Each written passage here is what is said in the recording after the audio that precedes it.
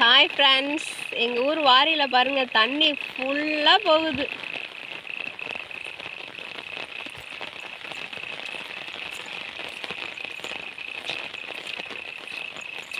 மலையில் அம்மக்குளம், ஏரி எல்லாமே ரொம்பிடுச்சு ஃப்ரெண்ட்ஸ். இந்த வருஷம் மீன் தான் நிறையா பிடிக்க போகிறோம்னு நினைக்கிறேன்.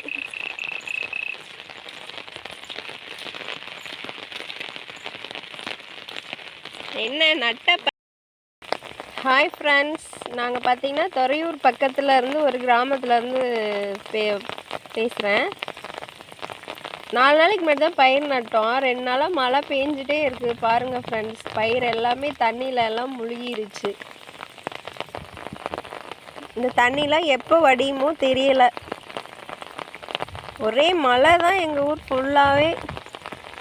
பாருங்கள், வாரி ஃபுல்லாகவே தண்ணி தான் நின்றுட்டு இருக்கு.